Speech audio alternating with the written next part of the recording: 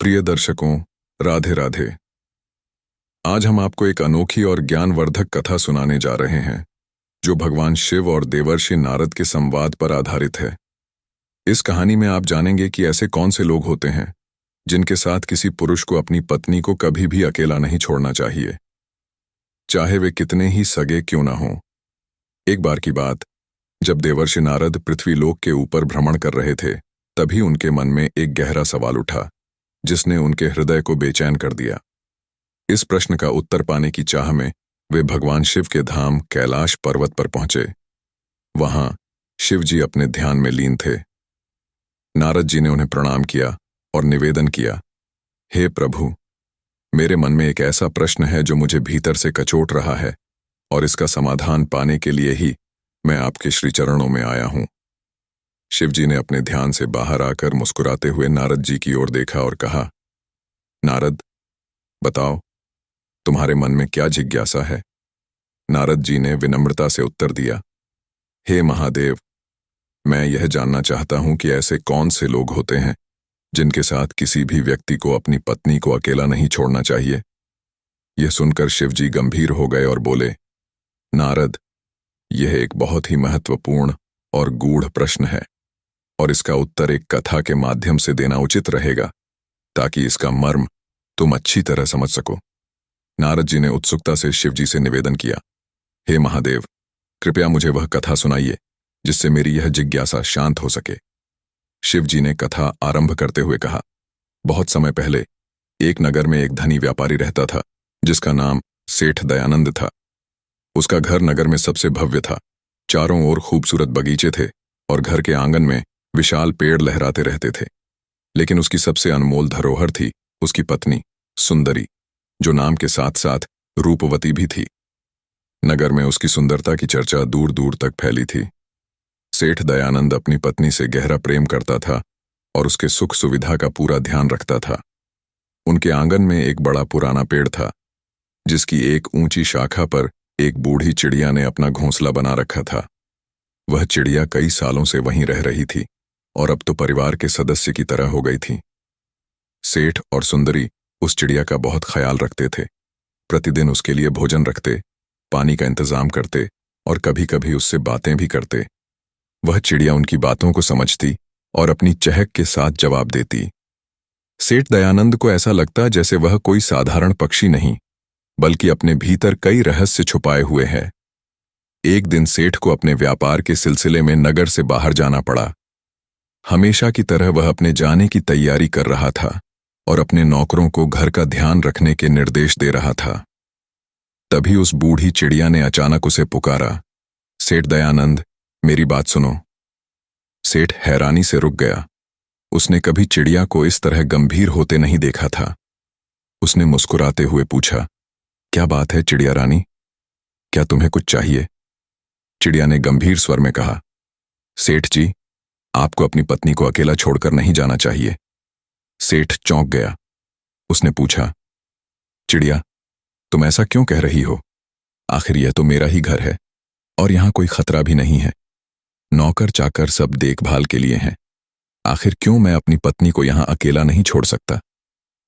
चिड़िया ने लंबी सांस ली और कहा, सेठ जी, बात इतनी सीधी नहीं है। आपको यह बात समझाने के लिए मुझे एक कहानी सुनानी पड़ेगी। अगर आप बिना समझे जाएंगे तो शायद जीवन में ऐसी भूल कर बैठेंगे जिसका पछतावा आप जीवन भर करते रहेंगे। सेठ दयानंद की जिज्ञासा और बढ़ गई। उसने कहा, ठीक है चिड़िया रानी, तुम अपनी कहानी सुनाओ, मैं ध्यान से सुनूंगा। चिड़िया ने कहानी की शुरुआत करते हुए कहा, बहुत समय पहले एक राज्य में राजा देववर्मा का शासन था। राजा देववर्मा एक न्यायप्रिय और धर्मपरायण व्यक्ति थे, लेकिन उनका दिल बहुत सरल था और वे आसानी से किसी पर भी भरोसा कर लेते थे। उनके राज्य में सभी लोग उनसे प्रेम करते थे और वे अपनी रानी मालिनी पर विशेष रूप से प्रेम रखते थे। मालिनी के सौंदर्य और गुणों के कारण राजा का मन हमेशा उनके प्रति श्रद्धा और प्रेम से भरा रहता था। एक बार राजा देववर्मा अपने राज्य की देखरेख के काम से जंगल की ओर गए। जंगल में घूमते हुए उनकी मुलाकात एक साधु से हुई जो बहुत ही तपस्वी दिखता था। साधु के वस्त्र धुले हुए, चेहरा तेजस्वी और उसकी आंखों में एक रहस्यमयी चमक थी। राजा देववर्मा, जो साधुओं और संतों पर अगाध श्रद्धा रखते थे, उसे देखते ही नतमस्तक हो गए और विनम्रता से बोले, हे महात्मा, मैं आपसे आशीर्वाद लेने आया हूं। मेरी पत्नी रानी मालिनी गर्भवती हैं और मैं यह जानना चाहता हूं कि उनके गर्भ से पुत्र का जन्म होगा या पुत्री का। साधु ने अपनी आंखें बंद की और कुछ पल तक ध्यान में रहा। फिर उसने आंखें खोली और गंभीर स्वर में कहा, राजन, मैं तुम्हें यह तो नहीं बता सकता कि पुत्र होगा या पुत्री, लेकिन इतना अवश्य कह सकता हूं कि अगर तुम्हारी रानी ने पुत्री को जन्म दिया तो तुम्हारे जीवन में घोर संकट आ जाएगा। तुम्हारा सारा वैभव नष्ट हो जाएगा, तुम्हारे परिवार का अंत हो जाएगा। राजा देववर्मा, जो अभी तक साधु की बातों पर पूर्ण विश्वास कर रहे थे, यह सुनकर चिंतित हो गए। वे सोचने लगे कि क्या इस भविष्यवाणी के चलते उन्हें अपनी रानी को छोड़ देना चाहिए? क्या अपने राज्य की रक्षा के लिए उन्हें यह कठोर कदम उठाना होगा? राजा अब इस चिंता में डूब गए थे और साधु की बातों से भ्रमित होकर किंकर्तव्य विमूढ़ लेने लगे। राजा देववर्मा के मन में पुत्री के प्रति एक गहरी नफरत घर कर चुकी थी। वह समाज के उस कट्टर सोच का प्रतीक बन गए थे जहां पुत्री के जन्म को अपशगुन समझा जाता था। एक दिन जब वे युद्ध से लौटे तो उन्होंने अपनी रानी को गंभीर स्वर में कहा, रानी, याद रखना, इस राजमहल में पुत्री का जन्म कभी नहीं होना चाहिए। यदि ऐसा हुआ तो मैं तुम्हें और उस नवजात कन्या को मार डालूंगा। रानी ने राजा की इस कठोर बात को सुना और सहम गई। वह जानती थी कि राजा का स्वभाव कठोर और निर्दयी है और अपनी बात पर वह किसी भी हद तक जा सकते हैं। डरी सहमी रानी अब दिन रात भगवान से प्रार्थना करने लगी। हर रात सोते समय और हर सुबह उठते ही वह ईश्वर से विनती करती, हे प्रभु, कृपा कर मेरे गर्भ से पुत्र का ही जन्म हो। अगर पुत्री का जन्म हुआ तो उसका जीवन खतरे में पड़ जाएगा और मेरे पति पर पाप का बोझ चढ़ जाएगा। भगवान की कृपा से रानी ने एक सुंदर पुत्र को जन्म दिया। पुत्र के जन्म की खबर सुनकर राजा देववर्मा बेहद प्रसन्न हुए, क्योंकि उनके मन का डर मिट गया था। रानी को भी राहत मिली कि पुत्री जन्म से जुड़ी उस कठिनाई से वह बच गई थी। समय बीतता गया और एक बार फिर रानी ने गर्भ धारण किया। इस बार राजा देववर्मा को एक महत्वपूर्ण राजकीय कार्य के कारण दूर देश जाना पड़ा। प्रस्थान से पहले उन्होंने रानी से सख्त लहजे में कहा, रानी, अगर मेरी अनुपस्थिति में पुत्री का जन्म होता है तो उसे तुरंत मरवा देना। मैं उसकी सूरत देखना नहीं चाहता। यह कहकर राजा यात्रा पर निकल पड़े और इस बार उनके लौटने में कई माह लगने वाले थे। राजा की अनुपस्थिति में रानी के गर्भ से एक सुंदर कन्या ने जन्म लिया। बेटी के जन्म की खबर सुनते ही रानी का दिल धड़क उठा। उसे लगा जैसे कयामत का समय आ गया हो। उसके मन में राजा के क्रूर आदेश की यादें ताजा हो उठीं। उसने अपनी गोद में नन्ही बच्ची को देखा और उसकी मासूमियत पर उसे रोना आ गया। रानी अपने भीतर एक तीव्र द्वंद्व महसूस करने लगी। एक तरफ पति का आदेश और दूसरी तरफ उसकी ममता। वह सोचने लगी, यह बच्ची भी मेरी अपनी संतान है, मेरे बेटे जितनी ही प्यारी है। इसे कैसे त्याग दूं? मैं एक मां हूं और एक मां के लिए सभी बच्चे समान होते हैं। रानी की आंखों से आंसू बहने लगे। उसने अपने आप से कहा, हे भगवान, आपने मुझे इस दुविधा में क्यों डाला? मैं इस निर्दोष बालिका को कैसे त्याग सकती हूं? पुत्री का जीवन भी उतना ही अनमोल है जितना कि पुत्र का। एक माता के लिए उसकी संतान का कोई भेद नहीं होता। रानी का दिल करुणा और ममता से भर गया। वह जानती थी कि राजा का आदेश कठोर था, परंतु उसकी आत्मा इस अन्याय के विरुद्ध विद्रोह कर रही थी। अब रानी ने ठान लिया कि वह अपनी पुत्री को किसी भी हाल में बचाएगी, चाहे इसके लिए उसे कोई भी जोखिम उठाना पड़े। उसने कुछ विश्वासपात्र सेवकों को बुलाया और उनसे कहा, इस बच्ची को यहां से दूर किसी सुरक्षित स्थान पर ले जाओ, जहां इसे कोई हानि न पहुंचे। राजा के वापस आने से पहले इसे सुरक्षित रूप से कहीं छुपा दो। रानी की आंखों में बहते आंसुओं को देख उसकी एक प्रिय दासी ने सहानुभूति से पूछा, हे राजमाता, आपके नयन क्यों अश्रुपूरित हैं? आपके आंगन में एक कन्या का जन्म हुआ है। यह तो हर्ष का समय है, परंतु आप इतनी शोकाकुल क्यों हैं? रानी ने गहरी सांस ली और बोली, दासी माँ, जो नहीं होना चाहिए था वही हो गया है। मेरे पति राजा देव सिंह ने मुझे कठोर आदेश दिया है कि अगर पुत्री का जन्म हुआ तो उसे जीवित नहीं रहने देंगे। बताओ, मैं इस निर्दोष जीवन को कैसे समाप्त कर सकती हूं? दासी ने कुछ देर सोचा, फिर धीरे से रानी के पास बैठकर बोली, हे राजमाता, आप चिंता न करें। मैं एक उपाय सुझाती हूं। आप राजा को यह कह सकती हैं कि बच्ची को मार दिया गया है। मैं इसे सबके सामने मृत्यु के घाट उतारने का अभिनय करूंगी, पर वास्तव में इसे अपने घर ले जाऊंगी और अपनी बेटी की तरह पालूंगी। यदि कोई पूछेगा तो कह दूंगी कि यह मेरी भांजी है। रानी की आंखों में उम्मीद की एक नई किरण जाग उठी। उन्होंने राहत की सांस लेते हुए दासी से कहा, तुम सच कह रही हो दासी माँ। अगर तुम यह कर सको तो मैं जीवन भर तुम्हारी ऋणी रहूंगी। मैं अपनी बेटी को न देख सकूं, यह दुख मुझे सहना होगा, पर कम से कम उसका जीवन तो सुरक्षित रहेगा।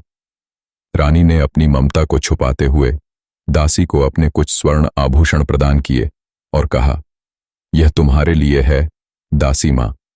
अगर तुम्हें कभी भी धन की आवश्यकता हो तो मेरे पास आना, लेकिन मेरी बच्ची का अस्तित्व किसी को पता न चले। दासी ने आश्वासन दिया और रानी की बेटी को अपने हाथों में ले लिया।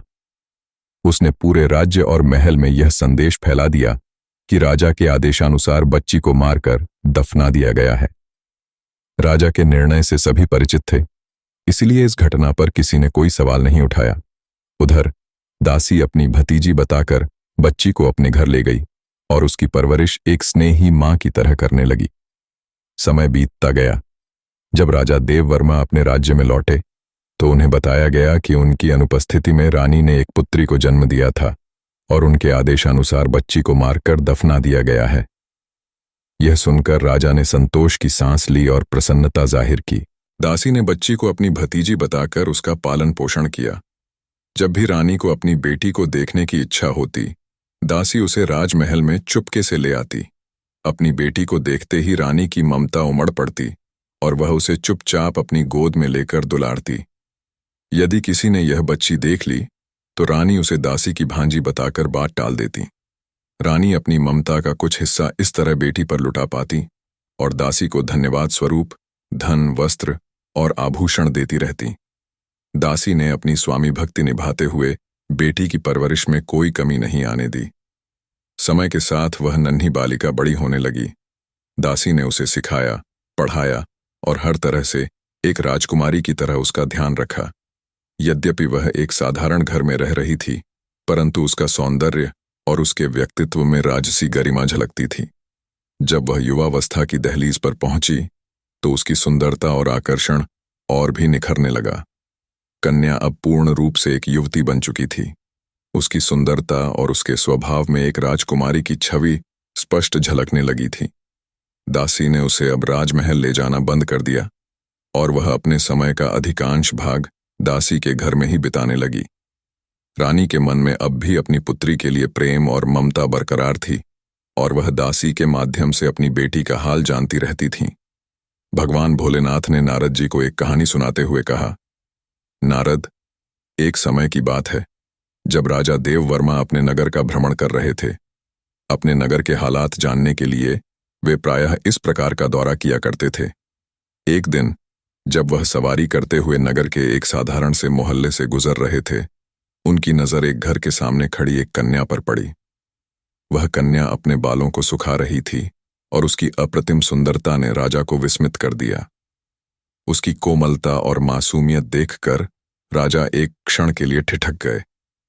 उनके मन में जैसे किसी ने सुंदरता और सौम्यता की एक अमिट छवि अंकित कर दी हो।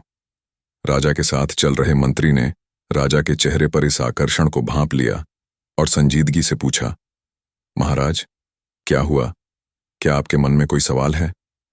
राजा ने मंत्रमुग्ध स्वर में उत्तर दिया, मंत्री, यह कन्या कौन है? उसकी सुंदरता और उसकी आभा बिल्कुल राजकुमारी जैसी है। मंत्री ने तुरंत इस बात की तहकीकात करने का आदेश दिया। कुछ ही देर में मंत्री ने लौटकर राजा को सूचित किया, महाराज, यह कन्या एक साधारण घर की बेटी है और उसकी देखरेख उसकी बूढ़ी मौसी करती है। ये लड़की उस बूढ़ी महिला की भतीजी है। उस रात राजा देववर्मा को चैन नहीं मिला। उस कन्या की छवि उनके मन मस्तिष्क में इतनी गहराई से बस चुकी थी कि वह रात भर उसे ही सोचते रहे। उसकी मासूमियत, उसकी सादगी और उसकी अनूठी सुंदरता ने राजा का हृदय इस कदर मोह लिया था कि वे पूरी रात सो न सके। सुबह होते ही राजा ने मंत्री को बुलाया और कहा, मंत्री, मुझे वह कन्या इतनी प्यारी लगी है कि मैं उससे विवाह किए बिना नहीं रह सकता। जाओ, उस वृद्धा से बात करो और उस लड़की का हाथ मेरे लिए मांगो। राजा के आदेश पर मंत्री कुछ सैनिकों के साथ उस बूढ़ी औरत के घर पहुंचे। राजा का प्रस्ताव सुनते ही बूढ़ी औरत स्तब्ध रह गई। उसका चेहरा पीला पड़ गया, जैसे कोई भारी विपत्ति उसके सिर पर आ पड़ी हो। उसके होंठ सूख गए और आंखों में चिंता की गहरी छाया उतर आई। वह मन ही मन सोचने लगी, हे भगवान, यह कैसी परीक्षा है। यह तो वही कन्या है जिसे मैंने अपने जीवन की सबसे बड़ी जिम्मेदारी समझकर पाला है। यह तो उसी राजा देववर्मा की पुत्री है जो इस सच्चाई से अनभिज्ञ है। बूढ़ी महिला ने किसी तरह खुद को संभालते हुए मंत्री से कहा, महाराज के योग्य मेरी भतीजी नहीं है। मैं एक साधारण और निर्धन स्त्री हूं। कृपया इस प्रस्ताव को मुझ पर न थोपें। मंत्री ने उसकी बात को टालते हुए कहा, अरे, तुम किस प्रकार की मूर्ख स्त्री हो। तुम्हारे भाग्य को तो सराहा जाना चाहिए कि राजा स्वयं तुम्हारी भतीजी से विवाह करना चाहते हैं। यह तुम्हारे लिए सौभाग्य का अवसर है, इसका विरोध क्यों कर रही हो। परंतु बूढ़ी औरत ने दृढ़ता से मना कर दिया और राजा का प्रस्ताव ठुकरा दिया। मंत्री ने राजा को बूढ़ी महिला की साफ मना करने की बात सुनाई। इतना सुनकर राजा को गुस्सा आ गया और उन्होंने तुरंत आदेश दिया कि उस स्त्री को दरबार में लाया जाए। कुछ ही समय में सिपाहियों ने उस बूढ़ी औरत को पकड़कर दरबार में हाजिर किया। राजा ने क्रोध से भरी आवाज में पूछा, क्यों, तुमने मेरे प्रस्ताव को ठुकराने की जुर्रत कैसे की। राजा के क्रोध से भरे स्वर को सुनकर बूढ़ी औरत थर थर कांपने लगी। राजा ने उसे 20 कोड़ों की सजा सुनाई और सैनिकों ने उसे दंड देना शुरू कर दिया। मार की पीड़ा से तड़पती उस बूढ़ी मां ने अंततः सच का खुलासा कर दिया। उसने दर्द भरी आवाज में चीखते हुए कहा, महाराज, जिस कन्या से आप विवाह करना चाहते हैं वह कोई और नहीं, आपकी अपनी ही बेटी है। वर्षों पहले जब आपकी रानी ने मुझे इसे मारने का आदेश दिया था तो मैंने उसे मारना उचित नहीं समझा।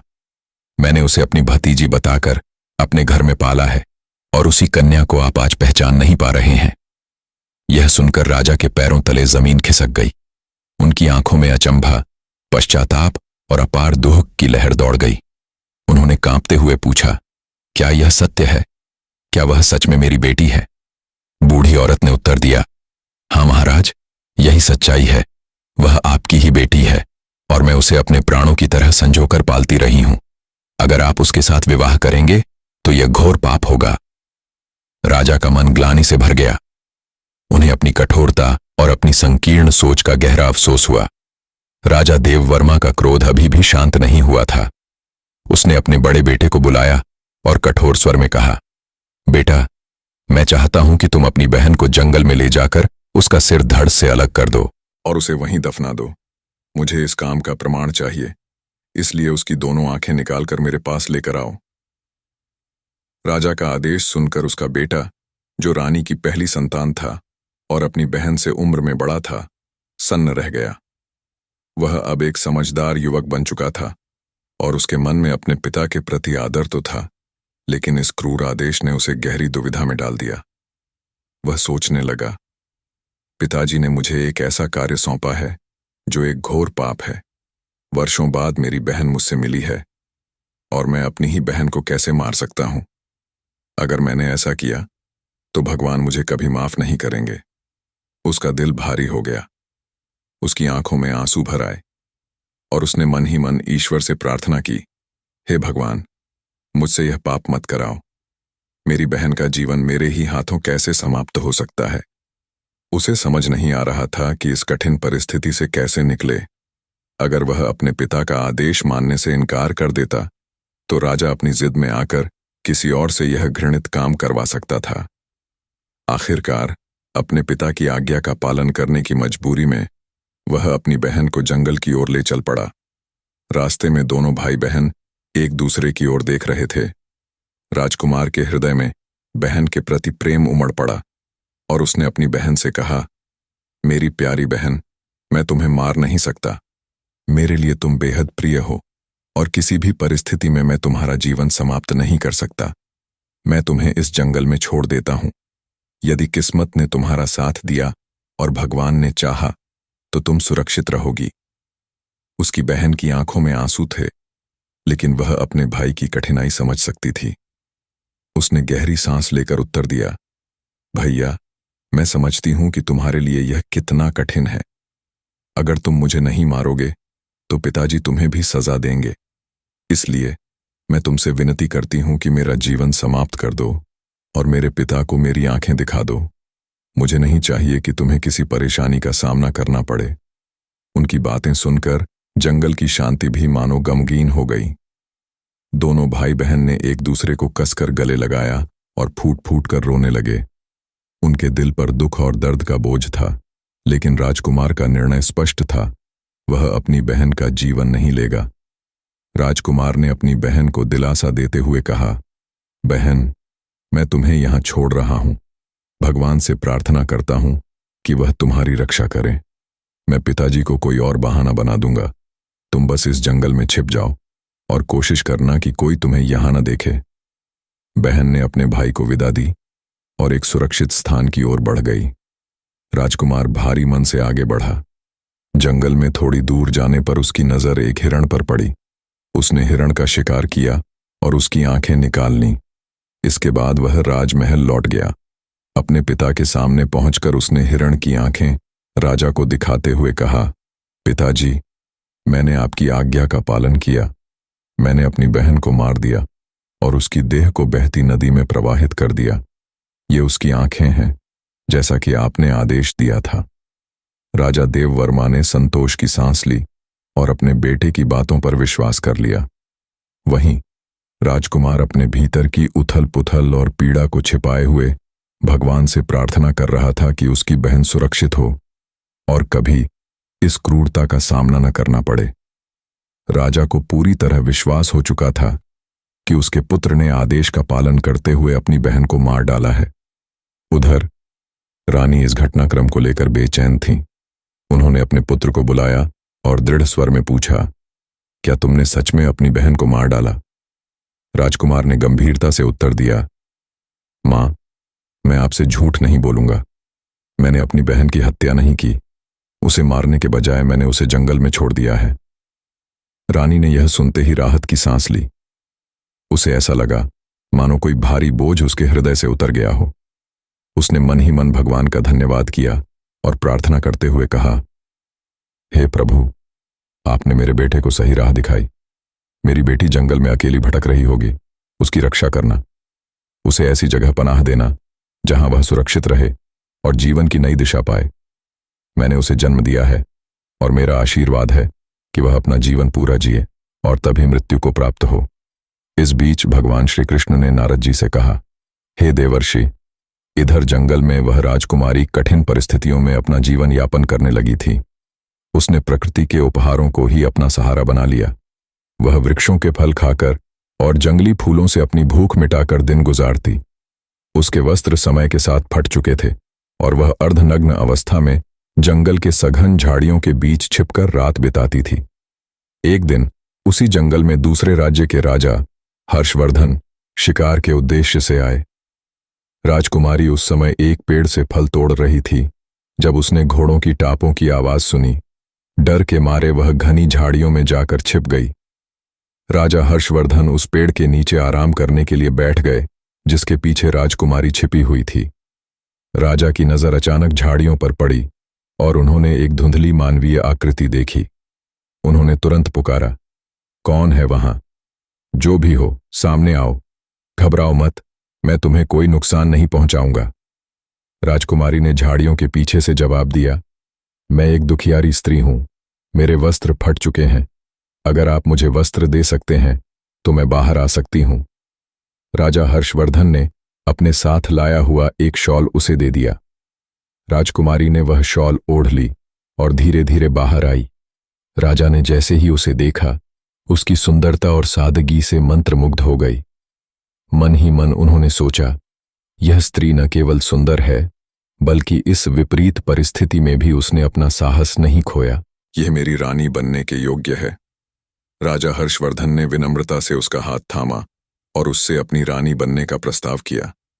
जीवन में अनगिनत कठिनाइयों का सामना कर रही राजकुमारी के लिए यह प्रस्ताव किसी चमत्कार से कम नहीं था। उसने राजा का प्रस्ताव स्वीकार कर लिया। श्री कृष्ण ने नारद जी से कहा, हे देवर्षि, कहते हैं कि डूबते हुए को तिनके का सहारा बहुत होता है। यहाँ तो स्वयं एक राजा था जिसने इस कन्या को न केवल सहारा दिया बल्कि सम्मानित स्थान भी प्रदान किया। राजा हर्षवर्धन ने उसे अपने घोड़े पर बैठाया और अपने राज्य की ओर चल पड़े। राज्य पहुंचने पर वे सबसे पहले अपने पिता के समय के एक बुजुर्ग मंत्री के घर पहुंचे। उन्होंने उस मंत्री से कहा, काका, यह कन्या अब आपकी पुत्री है। मैं इसे संपूर्ण रीति रिवाजों के साथ विवाह कर अपने महल ले जाना चाहता हूं, ताकि समाज में कोई यह न कहे कि राजा किसी अनजान लड़की को भगाकर लाया है। आप इस कन्या को अपनी पुत्री मानकर उसका पालन पोषण करें। मैं शीघ्र ही आपके घर आकर विवाह का प्रस्ताव करूंगा। मंत्री ने आदरपूर्वक कहा, महाराज, यह कन्या अब मेरी बेटी है, आपकी अमानत है और मेरे लिए मान सम्मान का विषय। जब भी आप चाहें इसे अपने महल ले जा सकते हैं।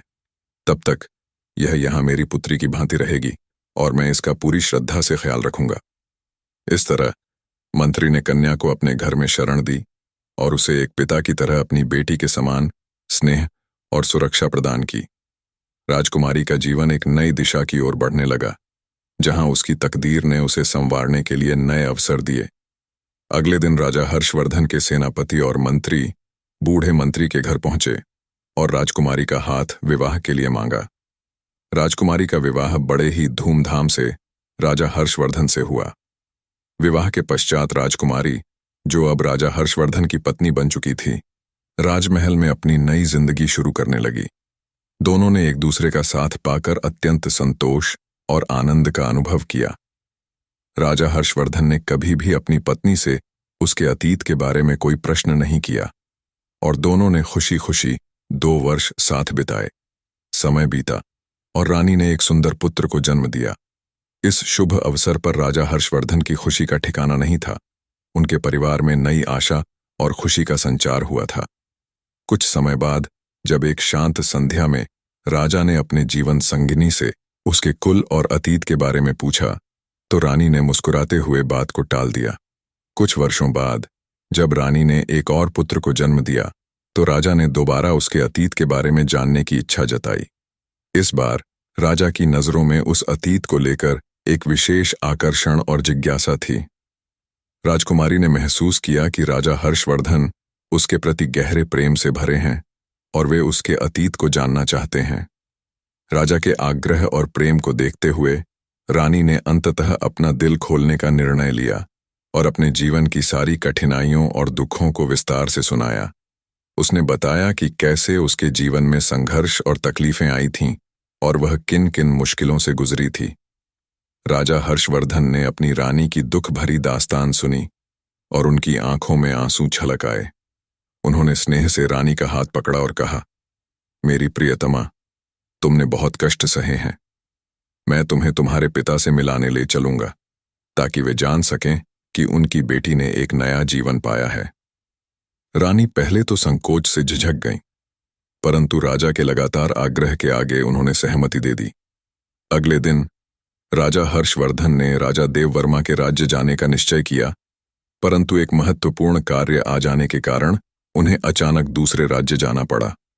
उन्होंने अपनी पत्नी और बच्चों के साथ मंत्री और सेनापति को राजा देववर्मा के राज्य की ओर रवाना कर दिया। राजा ने रानी को यह भी आश्वासन दिया कि वे उनके वहां पहुंचने से पहले ही राजमहल में उपस्थित होंगे। राजा हर्षवर्धन का मंत्री और सेनापति रानी और उनके दोनों बच्चों के साथ देववर्मा के राज्य की ओर प्रस्थान कर गए। यात्रा लंबी थी और रास्ते में शाम होने लगी, जिससे थकान के कारण उन्होंने रात्रि विश्राम के लिए एक जगह ठहरने का निर्णय लिया। वहां पर एक विशाल तंबू लगाया गया जिसमें रानी और उनके बच्चे आराम कर सकें। पास ही मंत्री ने अपना भी तंबू लगा दिया। रानी ने मंत्री से कहा, मैं एक राजा की पुत्री और एक यशस्वी राजा की पत्नी हूं। आपके लिए यह उचित नहीं कि आप मेरे तंबू के पास अपना तंबू लगाएं।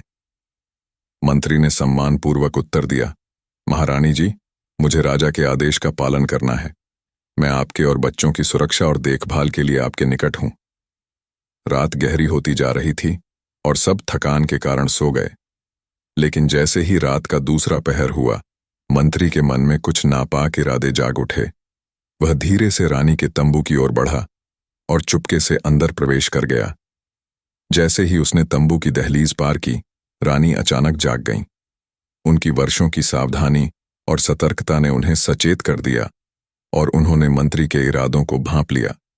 रानी ने तत्परता से अपनी स्थिति को संभाला और मंत्री के इरादों को लेकर सतर्क हो गईं। उन्हें समझ आ गया कि मंत्री के मन में कुछ गलत मंशा है। राजकुमारी की चेतावनी गूंजती रही।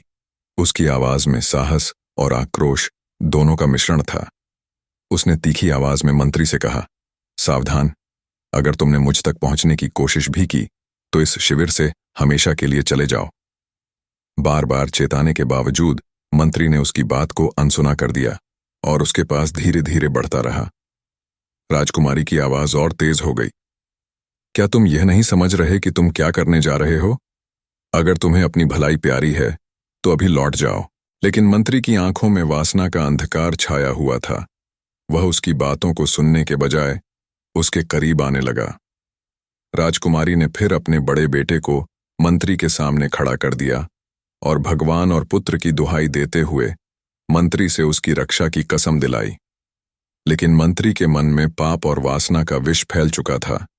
उसकी आंखों में केवल अपने मंसूबे पूरे करने की धुंध थी। वह एक क्रूर कदम आगे बढ़ा और अपनी तलवार से राजकुमारी के निर्दोष पुत्र का सिर काट दिया। बेटे की मौत का दृश्य देखकर राजकुमारी का हृदय चीत्कार कर उठा। लेकिन उसे समझ में आ गया कि यह दुष्ट मंत्री उसकी मान मर्यादा के प्रति कोई भी संवेदनशीलता नहीं रखता। अंततः अपनी रक्षा के लिए एक योजना बनाते हुए उसने संयमित स्वर में कहा, रुको, मुझे थोड़ी देर के लिए बाहर जाना है। मैं लौट आऊंगी, फिर जो चाहे कर लेना। मंत्री के ध्यान भटकाने का प्रयास करते हुए वह शिविर से बाहर निकली और अंधेरे जंगल की ओर दौड़ पड़ी। पूरी रात वह घने जंगल में छिपी रही, कांटों और झाड़ियों के बीच से रास्ता बनाती रही। जब सुबह हुई, वह चुपचाप अपने शिविर में वापस आई, लेकिन अपने बेटे के शव को देख उसका दिल पूरी तरह टूट गया। उसे लगा जैसे उसके जीवन का एक हिस्सा हमेशा के लिए उससे छिन गया हो। कुछ समय बीता और जब अगले पड़ाव पर सभी ने शिविर लगाए तो सेनापति ने अपने शिविर को राजकुमारी के पास स्थापित किया। राजकुमारी ने उसे अपने पास से हटने का आग्रह किया और कहा, हे सेनापति, कृपया अपना शिविर यहां से दूर लगाओ। पर सेनापति ने उत्तर दिया, राजा ने मुझे आपकी सुरक्षा का उत्तरदायित्व सौंपा है, मैं यहां से नहीं हटूंगा। रानी ने बार बार उससे दूर जाने की विनती की, पर सेनापति ने उसकी बात अनसुनी कर दी, मानो उसके मन में भी वही कुटिल इरादे हों जो मंत्री के थे। आधी रात को जब चारों ओर सन्नाटा पसरा था, सेनापति ने राजकुमारी के शिविर में प्रवेश किया। वह राजकुमारी को देख हंसने लगा। उसके हाव भाव में उद्दंडता और क्रूरता स्पष्ट झलक रही थी। राजकुमारी ने उसे कठोर स्वर में ललकारा, क्या तुम यह नहीं जानते कि मैं राजा की पत्नी और पुत्री हूं? मेरे साथ ऐसा व्यवहार करना तुम पर भारी पड़ेगा। लेकिन सेनापति उसकी बातों को नकारते हुए उसकी ओर बढ़ता गया। जब राजकुमारी की कोई बात उस पर असर नहीं कर सकी तो उसने अपने छोटे बेटे को सेनापति के सामने ला खड़ा किया और कहा, तुम्हें मेरे बेटे की कसम है, अगर तुमने मेरे ऊपर बुरी नजर डाली तो मैं तुम्हारा सर्वनाश कर दूंगी। परंतु वासना की अंधी गली में खोए हुए सेनापति ने अपनी तलवार उठाई और निर्दयता से छोटे बेटे का सिर काट दिया। यह दृश्य देख राजकुमारी का हृदय टूट गया, लेकिन उसे समझ आ गया कि वह अपनी सुरक्षा स्वयं ही कर सकती है। राजकुमारी ने अंतिम प्रयास करते हुए सेनापति से कहा, थोड़ी देर रुक जाओ, मुझे कुछ देर के लिए बाहर जाना है, उसके बाद तुम जो चाहे कर लेना। यह कहकर वह शिविर से बाहर निकली और जंगल की गहराई में दौड़ पड़ी। भागते भागते उसकी नजर एक गहरी नदी पर पड़ी। उसके दिल में निराशा और दुहक का बोझ इतना बढ़ गया कि उसने निश्चय किया कि अब जीने का कोई मतलब नहीं बचा। उसकी संतानें छिन चुकी थीं, उसकी मर्यादा खतरे में थी और उसके पास कोई सहारा नहीं बचा था। उसने गहरी सांस ली, अपने आंसुओं को बहने दिया और धीरे से नदी में छलांग लगा दी। नदी का बहाव इतना तेज था कि उसे बहा ले गया। वह बहती हुई जंगल के एक किनारे जा पहुंची, जहां सुबह हो चुकी थी। वहीं उस नदी के किनारे दो साधु अपने गुरु के वस्त्र धो रहे थे। साधुओं ने उसे देखा और पास जाकर उसका ध्यानपूर्वक निरीक्षण किया। वह अचेत थी, लेकिन जिंदा थी। उन साधुओं ने उसे सहारा देकर किनारे पर लिटा दिया और उसके होश में आने का इंतजार करने लगे। उसी समय उन सन्यासी शिष्यों की नजर नदी की ओर गई, जहां उन्होंने एक स्त्री को बहते हुए अपनी ओर आते देखा। दोनों योगियों ने तुरंत हरकत में आते हुए उसे पकड़कर बाहर निकाला। उस स्त्री को होश आया तो उसने पाया कि वह किसी अनजान जगह पर अनजान लोगों के बीच है। जैसे ही उसकी आंखें खुलीं, उसने देखा कि चारों ओर सन्यासी और योगी खड़े हैं, उसे घूरते हुए। वह स्त्री और कोई नहीं बल्कि राजकुमारी ही थी, जो एक दुर्घटना से बचते बचते यहां आ पहुंची थी। राजकुमारी के होश में आते ही उसके मन में डर और संदेह की लहर दौड़ गई। उसने सोचा, मंत्री और सेनापति से किसी तरह बचकर तो आई हूं, लेकिन अब इन अजनबी योगियों ने मुझे घेर लिया है। उसे समझ नहीं आ रहा था कि आगे क्या होने वाला है। राजकुमारी की सुंदरता ऐसी थी कि उन सन्यासियों के बीच भी खलबली मच गई। सभी योगी उसे देखकर मोहित हो गए थे और आपस में उसे लेकर झगड़ने लगे। हर कोई चाहता था कि राजकुमारी उसके साथ रहे। कुछ ही देर में वे एक दूसरे को धक्का देने लगे और एक दूसरे पर अधिकार जमाने की होड़ मच गई। तब उनमें से एक बड़े संत ने सोचा कि इस तरह की स्थिति से कोई समाधान नहीं निकलेगा। उन्होंने सुझाव दिया, हम राजकुमारी को अपने गुरु के पास ले चलें, वह इस मामले का उचित समाधान करेंगे। यह तय होने के बाद सभी योगी उसे अपने गुरु के पास ले गए। गुरु एक महान तपस्वी और ज्ञानी थे, जिन्होंने अपनी तपस्या से उच्च ज्ञान प्राप्त किया था। उन्होंने राजकुमारी को देखते ही समझ लिया कि वह राजघराने से है और उसके पीछे कोई गहरी कहानी छिपी है। गुरु ने अपने शिष्यों को समझाया, एक स्त्री के पीछे लड़ना हमारी मर्यादा के खिलाफ है। इसे अपनी बहन के रूप में मान्यता दो। अगर तुम इसे अपनी बहन की तरह अपनाते हो तो तुम्हारे जीवन में एक नया अध्याय खुलेगा, जो तुम्हें शांति और संतोष देगा। गुरु के वचन सुनकर शिष्यों का हृदय परिवर्तित हो गया। उन्होंने गुरु की बात मान ली और राजकुमारी को अपनी बहन के रूप में स्वीकार कर लिया। अब राजकुमारी उन सन्यासियों के बीच सुरक्षित महसूस करने लगी। वह उनके साथ उसी आश्रम में रहने लगी जो उसके पिता राजा देववर्मा के राज्य में स्थित था। धीरे धीरे उसे यह बात पता चली कि वह वास्तव में अपने पिता के राज्य में ही है। आश्रम में सन्यासी उसे पूरी तरह बहन की तरह मानते थे और उसकी देखभाल करते थे। उधर राजा हर्षवर्धन, जो राजकुमारी के पति थे, जब राज्य लौटे तो उन्होंने अपनी पत्नी और बच्चों को वहां नहीं पाया। उन्होंने मंत्री और सेनापति से उनके बारे में पूछा तो दोनों ने एक झूठ गढ़ा और कहा, हे महाराज, आपकी रानी कोई साधारण स्त्री नहीं थी, बल्कि एक डायन थी। उसने आपके दोनों बच्चों को मारकर भाग जाने का प्रयास किया। राजा हर्षवर्धन को दोनों की बातें सुनकर विश्वास हो गया, क्योंकि वह सोचने लगे कि यदि कोई झूठ बोल रहा होता तो एक व्यक्ति ही झूठ बोलता, दो लोग एक साथ एक ही झूठ नहीं कह सकते। राजा को अपनी पत्नी पर संदेह हो गया और वे क्रोध में आकर अपनी रानी के पिता राजा देववर्मा के राज्य में जाकर इस घटना की सच्चाई जानने का निश्चय करते हैं। इधर राजकुमारी ने अपने 6 योगी भाइयों से कहा, हे मेरे प्यारे भाइयों, राजा से जाकर कहो कि यदि उन्हें किसी अद्भुत किस्से की चाह है तो मेरी बहन उनका मनोरंजन कर सकती है। उसे पता था कि उसके पिता राजा देववर्मा को अद्भुत कहानियां सुनने का बहुत शौक था और यह उनके पास पहुंचने का एक आसान तरीका था। 6 योगी भिक्षा मांगने के बहाने राजा देववर्मा के दरबार में पहुंचे और राजकुमारी के कहे अनुसार संदेश दिया। योगियों की बात सुनकर राजा देववर्मा को प्रसन्नता हुई और उन्होंने मंजूरी दे दी कि वे अपनी बहन को दरबार में लाएं। अगले दिन योगी अपनी बहन को लेकर दरबार में पहुंचे। राजकुमारी ने सन्यासिन का वेश धारण कर रखा था, जिससे कोई उसे पहचान नहीं पाया। दरबार में उसने एक अद्भुत कहानी सुनानी शुरू की, जिसे सुनते ही सभी मंत्रमुग्ध हो गए। राजकुमारी की कहानी सुनने में राजा को इतनी रुचि आई कि उन्होंने उसे बहुत सारा इनाम भी दे दिया। योगियों ने राजा से कहा, महाराज, जब भी आपको किस्सा सुनने की इच्छा हो, हम अपनी बहन को आपके समक्ष लाया करेंगे। अब धीरे धीरे इन सन्यासियों का जीवन बदल गया। पहले वे नगर नगर जाकर भिक्षा मांगते थे, परंतु अब राजा के द्वारा दिए गए इनाम से उनका जीवन आरामदायक हो गया। वे बिना किसी कमी के जीवन जीने लगे और राजकुमारी को भी अब एक नए सिरे से जीवन की राह मिल गई। श्री कृष्ण ने आगे कहा, हे देवर्षि नारद, वह बूढ़ी चिड़िया फिर आगे कहती है कि अगली रात राजकुमारी अपने पिता राजा के दरबार में पहुंची। वह जानती थी कि इस रात उसकी कहानी बहुत महत्वपूर्ण होगी। जब वह दरबार में पहुंची तो उसने देखा कि वहां मंत्री, सेनापति और दरबार के सभी प्रमुख सदस्य पहले से मौजूद थे। यह देखकर राजकुमारी के मन में उत्साह और बढ़ गया और उसने सोचा, आज सब लोग यहां हैं, आज अपनी कहानी सुनाने में अलग ही आनंद आएगा। राजकुमारी धीरे से पर्दे के पीछे अपनी जगह पर बैठ गई। फिर वह दृढ़ता से बोली, हे महाराज, आज मैं आपके सामने एक अत्यंत मार्मिक और दर्द भरी कथा लेकर आई हूं, परंतु एक बात पहले स्पष्ट करना चाहती हूं। यदि किसी को दरबार से बाहर जाना है तो वह अभी ही चला जाए, क्योंकि कथा सुनाने के बीच में कोई भी उठा तो मैं वहीं पर कहानी बंद कर दूंगी। राजा ने उसकी इस बात को सुनकर गंभीरता से उत्तर दिया, बेटी, तुम अपनी कथा आरंभ करो। जैसा तुमने कहा, हम सब यहां रहकर इसे अंत तक सुनेंगे, कोई बीच में नहीं उठेगा।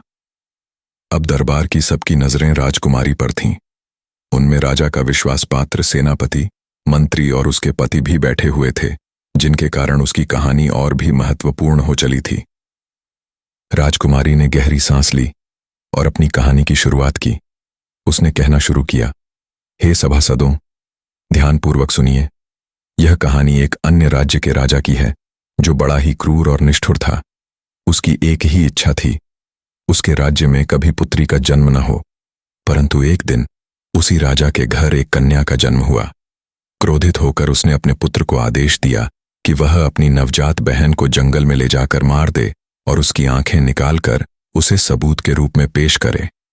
यह कहानी सुनते ही राजा देववर्मा के चेहरे पर हल्की बेचैनी छा गई, क्योंकि उसे इस कहानी में अपने अतीत की झलक दिखाई देने लगी थी। वह ध्यान से राजकुमारी की कहानी सुनने लगा। उसने दिल की धड़कनें बढ़ती हुई महसूस की, मानो कोई उसके अंदर की परतें खोल रहा हो। राजकुमारी ने अपनी बात जारी रखी। उस राजा के आदेश से उसका पुत्र अपनी बहन को मारने के लिए जंगल में ले गया, लेकिन अपनी छोटी बहन की मासूमियत और कोमलता देखकर उसका दिल पसीज गया। उसने अपनी बहन की हत्या नहीं की, बल्कि उसे जंगल में छोड़कर वापस लौट आया और अपने पिता से झूठ बोल दिया कि उसने उसकी हत्या कर दी है। राजा देववर्मा के मन में इस सत्य से थोड़ी राहत मिली, लेकिन उसे धीरे धीरे अपनी गलती का एहसास भी होने लगा। राजकुमारी की कहानी ने दरबार में गहरी चुप्पी ला दी थी। सब एकटक उसकी ओर देख रहे थे। राजकुमारी ने कहानी को और विस्तार से बताया। जंगल में अकेली वह नन्ही बच्ची भूख और प्यास से व्याकुल होकर इधर उधर भटकने लगी। उसे खाने के लिए कुछ नहीं मिला तो वह पेड़ों के पत्ते और जंगली फल खाकर अपना पेट भरने लगी। उसे कपड़े भी नहीं थे और समय के साथ उसके पास कोई बचा खुचा वस्त्र भी नहीं रहा। ऐसे में एक दिन एक पड़ोसी राज्य का राजा शिकार के लिए उस जंगल में आया। उसने जब उस मासूम लड़की को देखा तो उसका दिल पिघल गया। उसने अपनी चादर उसे ओढ़ा दी और उसे अपने साथ अपने महल में ले गया। राजकुमारी की आवाज में भावुकता थी, जो दरबार के हर कोने में महसूस की जा सकती थी। उसने आगे कहा, उस राजा ने उस लड़की की देखभाल की, उसे अपनी रानी बना लिया और दोनों कोख से 2 पुत्रों का आशीर्वाद मिला। एक दिन राजा ने अपनी रानी से उसके जीवन के बारे में पूछा। तब रानी ने अपने अतीत की सारी सच्चाई अपने पति को बता दी। उसने बताया कि कैसे उसके अपने पिता ने उसे मार डालने का आदेश दिया था। यह जानकर उसके पति का दिल पसीज गया। वह एक नेक राजा था और यह सुनकर उसे गहरा दुख हुआ। उसने निर्णय किया कि वह अपनी पत्नी को उसके पिता से मिलवाएगा, ताकि उसे सम्मान और मान्यता मिल सके। यह सुनते ही दरबार में बैठे सभी लोग गंभीर हो गए। राजकुमारी ने कहा, लेकिन उस राजा से एक बड़ी गलती हो गई। उसने अपनी पत्नी और बच्चों की सुरक्षा के लिए खुद साथ न जाकर अपने मंत्री और सेनापति को उनके साथ भेज दिया। यह निर्णय उसकी सबसे बड़ी भूल साबित हुई। राजकुमारी की कहानी दरबार में सबको भीतर तक झकझोर रही थी। राजा देव वर्मा भी सच्चाई का सामना कर रहे थे। वह समझ चुके थे कि यह कहानी और कोई नहीं बल्कि उनकी ही बेटी सुना रही है। इस एहसास से उनकी आंखें नम हो गईं और उन्हें अपनी निष्ठुरता और पूर्वाग्रह पर गहरा पछतावा होने लगा। शिवजी ने यह कहकर कथा आगे बढ़ाई और नारद मुनि मंत्रमुग्ध होकर सुनने लगे। उधर राजा देव वर्मा के दरबार में राजकुमारी अपना एक मार्मिक अनुभव सुना रही थी और राजा देव वर्मा तथा राजा हर्षवर्धन दोनों ही अत्यंत ध्यान से सुन रहे थे। राजकुमारी ने कहा, एक समय की बात है, एक राजा ने किसी लंबी यात्रा पर अपनी पत्नी और बच्चों को अपने मंत्री और सेनापति के साथ भेज दिया। राजा का यह निर्णय उस पर भारी पड़ने वाला था। यात्रा लंबी थी और रास्ते में जब सूर्यास्त हुआ तो सभी ने वहीं रुकने का निर्णय लिया। मंत्री ने अपना तंबू रानी के तंबू के पास लगाने का निर्णय लिया। रानी ने इस बात का विरोध किया, लेकिन मंत्री ने उसकी एक न सुनी और तंबू वहीं लगाया। रात्रि का सन्नाटा बढ़ते ही मंत्री ने अपने मन में छुपे काले विचारों को प्रकट करना शुरू किया। उसने रानी के तंबू में घुसकर उससे दुर्व्यवहार करने का प्रयास किया। रानी ने हर संभव कोशिश की कि उसे समझा सके, बार बार निवेदन किया कि वह उसे छोड़ दे, लेकिन उस दुष्ट मंत्री पर कोई असर नहीं हुआ। उसने रानी के आग्रहों को नजरअंदाज कर अपने कपटपूर्ण इरादों पर जोर दिया। अपनी लालसा में अंधे मंत्री ने तो यहां तक कर डाला कि राजा के पुत्र, जो उस समय वहां मौजूद था, का भी सिर काट दिया। इस भयानक कृत्य को देखकर रानी का दिल टूट गया, लेकिन उसने अपने भीतर हिम्मत जुटाई। रानी ने सोचा कि अगर वह मंत्री के हाथों अपनी इज्जत खो देती तो उसका पतिव्रत धर्म टूट जाता। उसने अपनी जान बचाने के लिए मंत्री से बहाने बनाकर जंगल में भागने का साहस किया। रात का अंधेरा, घना जंगल और हर ओर से आ रही भयावह आवाजें, लेकिन अपनी अस्मिता और धर्म की रक्षा का संकल्प लेकर वह हर कठिनाई का सामना करती रही। पूरी रात उसने जंगल में काटी और प्रभात होने पर वह किसी तरह से वापस अपने तंबू में लौटी।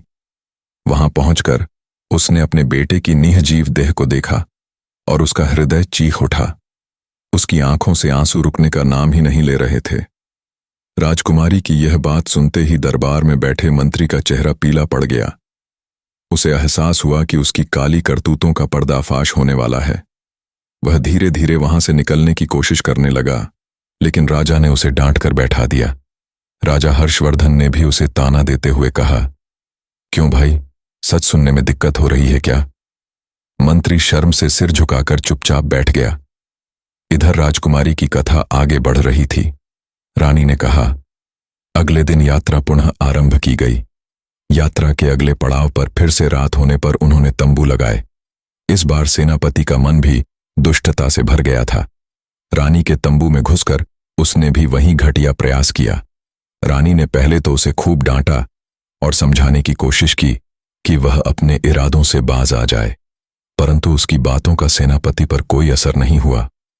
जब रानी ने देखा कि सेनापति किसी भी तरह मानने को तैयार नहीं, तो उसने उसे अपने छोटे बेटे की कसम दी। यह सुनकर सेनापति थोड़ा ठिठक गया, लेकिन कुछ ही देर में उसने रानी के बेटे की भी निर्ममता से हत्या कर दी। रानी के पास अब केवल एक ही विकल्प बचा था, वहां से भाग जाना। उसने पूरी शक्ति जुटाई और अपने प्राणों की रक्षा के लिए तंबू से निकलकर जंगल की ओर दौड़ पड़ी। अपनी जान बचाने के लिए वह लगातार भागती रही और एक बिंदु पर आकर उसने एक नदी मिलती है जिसमें कूदकर रानी अपनी अस्मिता बचाने का प्रयास किया, लेकिन दुर्भाग्य ने उस बेचारी राजकुमारी का साथ नहीं छोड़ा। नदी की तेज धाराओं में बहते हुए वह जंगल के दूसरे छोर पर जा पहुंची, जहां उसे 6 तपस्वी योगियों ने देखा। तपस्वियों के बीच इस युवती की सुंदरता और अनाथावस्था ने एक विचित्र आकर्षण उत्पन्न किया। कुछ समय तक उन योगियों के मन में भ्रम उत्पन्न हुआ और उन्होंने उस राजकुमारी को अपनी पत्नी बनाने की इच्छा जताई, लेकिन उनके गुरु, जो असीम ज्ञान और धर्म के प्रतीक थे, ने अपने शिष्यों के मन में पनप रही इस वासना को भांप लिया। गुरुजी ने उन योगियों को समझाया, ध्यान रखो, सच्चे साधुओं का मार्ग त्याग और सेवा का है, न कि मोह और बंधनों का। यह राजकुमारी तुम्हारी पत्नी नहीं हो सकती, परंतु तुम उसे अपनी बहन के रूप में स्वीकार कर सकते हो। उसकी रक्षा करना और उसे सम्मान देना ही तुम्हारा धर्म है।